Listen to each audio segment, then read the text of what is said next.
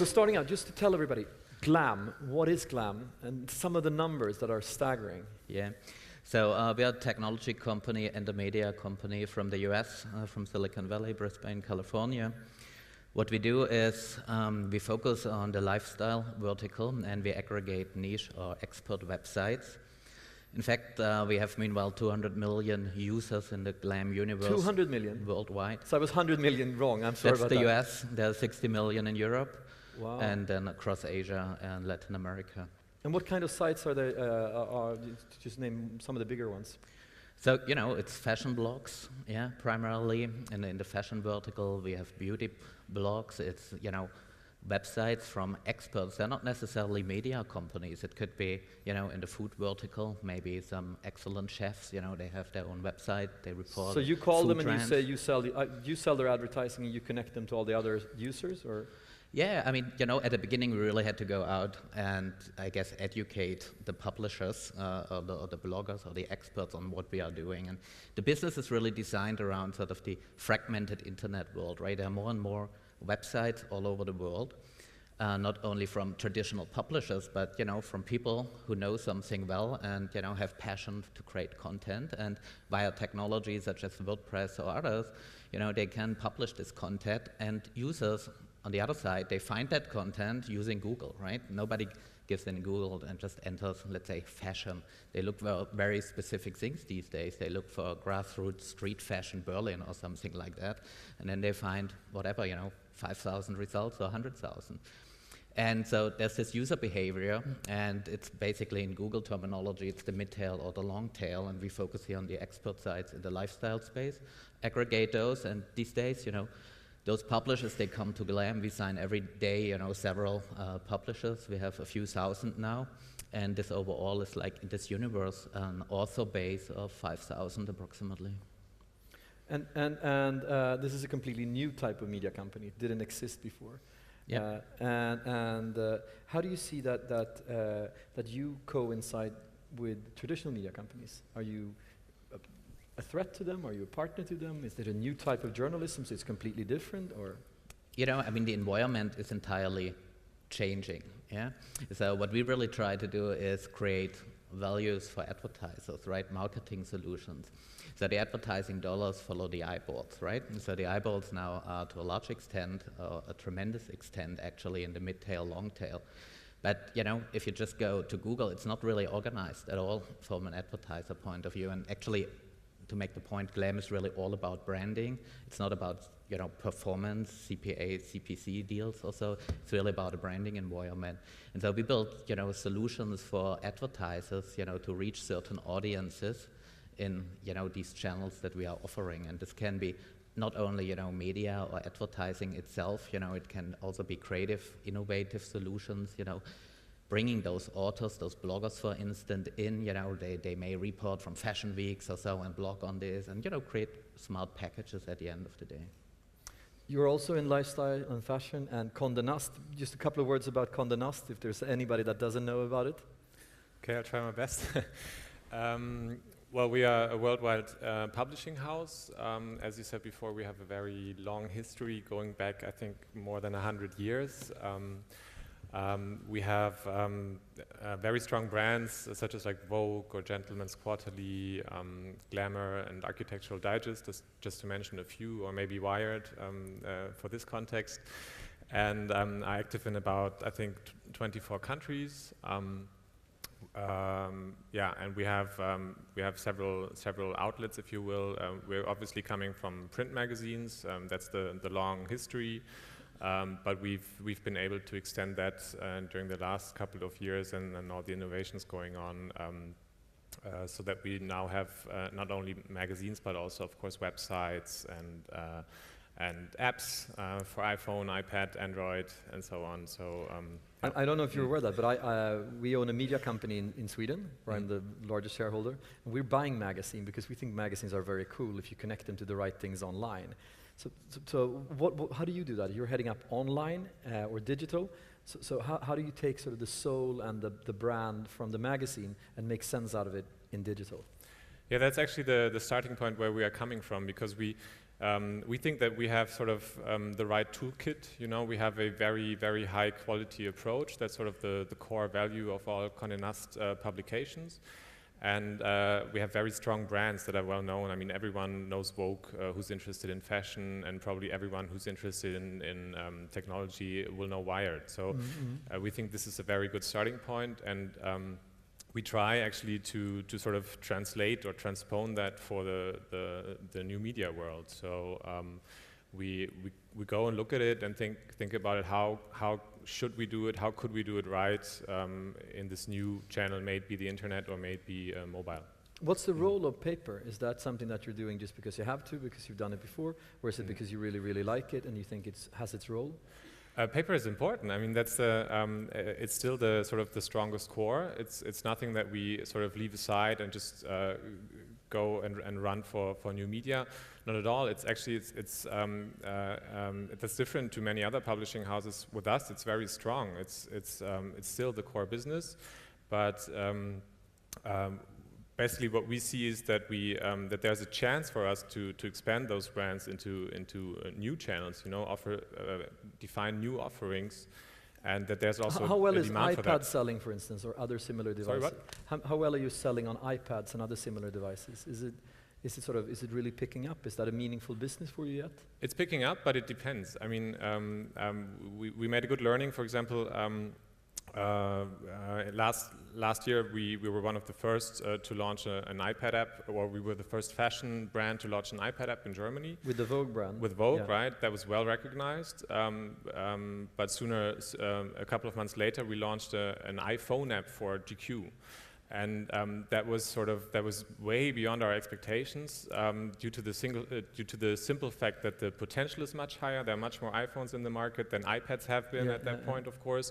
And also the user structure, the demography. It's male. It's a little older. So this is basically how we try to have a look at it and see, okay, what's the potential if we do this brand, or if we extend this brand to another channel? Is there other people out there who will be interested in seeing that, or is it maybe a little too early? Should we wait a little? That's how we look at it.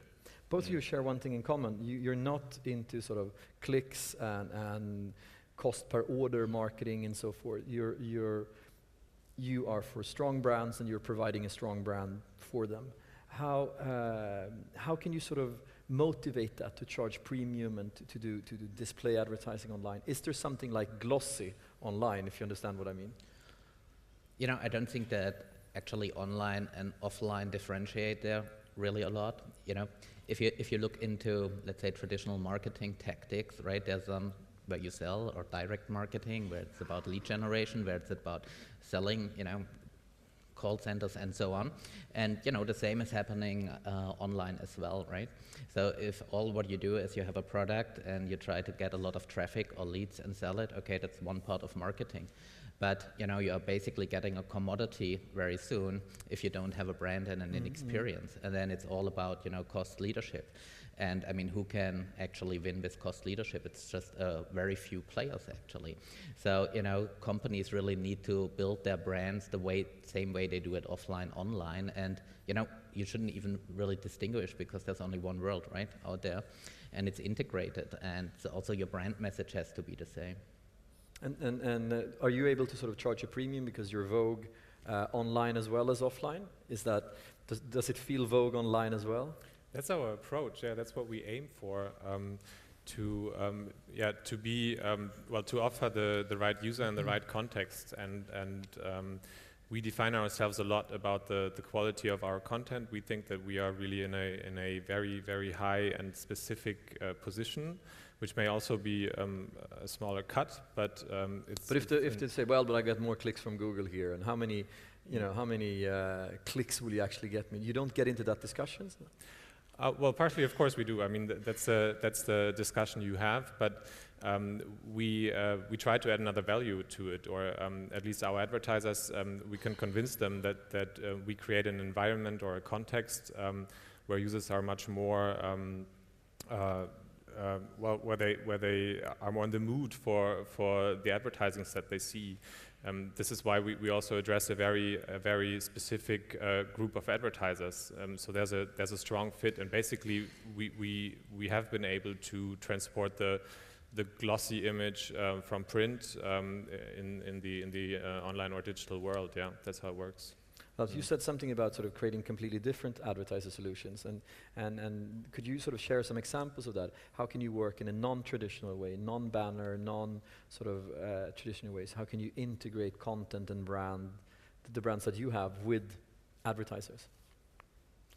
Yeah, I mean, ultimately, at the beginning, there's a need of an advertiser that you have to understand, and then you map a solution against it. I'll give you an example. We work a lot with Mercedes-Benz out of their headquarters, and they sponsor fashion weeks all over the world. They sponsor fashion weeks? Yeah. Okay. So they position the Mercedes-Benz in fashion content, yeah? So it's also called Mercedes-Benz Fashion Week New York, or Mercedes-Benz Fashion Week Paris, or Berlin, etc., yeah? And so, you know, we build solutions for them for various countries. Yeah, we bring in fashion bloggers who then actually report live from the fashion weeks. They write about fashion, not about... Paid for by Mercedes? The bloggers are obviously being paid for going there and writing, but they're writing about the fashion week. Yeah, And then it's the Mercedes-Benz Fashion Week. And the interesting thing overall is, you know, it all plays together, right? I mean, you have media exposure, yeah, and then it's sponsored by Mercedes-Benz because they are the official sponsor of those fashion weeks. Then you may have ads, you have social tools, such as, you know, we have an application, Tinker. It's basically a live conversation application where, you know, people can talk about twittering about, you know, fashion weeks and, you know. And you really have to look into sort of, you know, what technology enables you to do marketing-wise and how you map that against, you know, the marketing goals ultimately. And, you know, these kind of campaigns, this is not about clicks, yeah?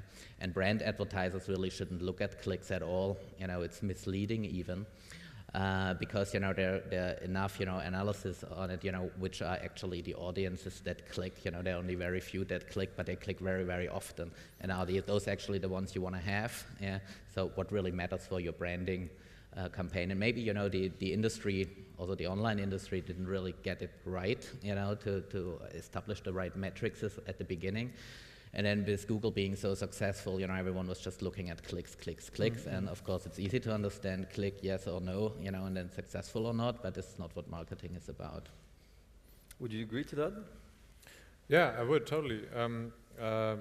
Basically, we do a very similar thing, maybe on a little different level, but we also we don't really compare ourselves with what Google is offering. We do think that we have another offering to make, and we are certainly able to sell sort of the classic advertisement, but we also do a lot of custom solution advertising. For example, we did a very nice thing just recently for Glamour online. We produced makeup tutorials together with Dior.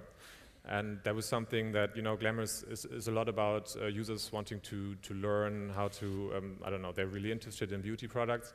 And this is something that actually the users appreciate and the advertisers do as well, because it's such a good and fitting combination. Is advertising moving much more towards that and less, or will there be sort of, will banners be around 3 years from now? Will sort of the traditional, you know, email marketing is almost going away. Will the banner go away, and what will be sort of the new advertising formats that we'll see? I don't think that the banners will go away at all. I mean, that they are established and they do work in certain parts, and for us it's a combination. We probably won't do just the custom solution part itself. It's usually, you know, we make it a package that makes sense to the advertiser's goals, and I don't see that disappearing right at the moment. No. Do you see you guys as competitors? Or are you sort of swimming alongside in a big ocean and you know? I think we certainly talk to the same agencies and to the same advertisers, no doubt about that. So that's a yes? That's a yes. Yeah. Yeah, we compete for the same budgets, of course, but I think we get along quite all right. It's we have slightly different propositions to make, so so far it works well. If you were an advertiser, what would you ask him? Ask him? Yeah. Well, I would want to know a lot about the users, of course, that are on there, and I would want to know a lot about the context, because that would be important, you know, to sort of cut the right slice out of glam to reach my goals. Yeah. And what would you ask if you were a critical advertiser? I think, you know, I would really ask, I mean, advertising, and if you talk about brand advertising, it's really about engagement, and then for, you know, let's say premium consumer goods, it's about reach, right? And these are the two main components, and there's obviously no doubt, you know, that the Condé Nast products have a great media brand and reputation, but it's then also, I guess, sort of the reach factor, you know, and how does actually sort of the business translate, you know, from print to online. So I'd like to learn a little bit more about this.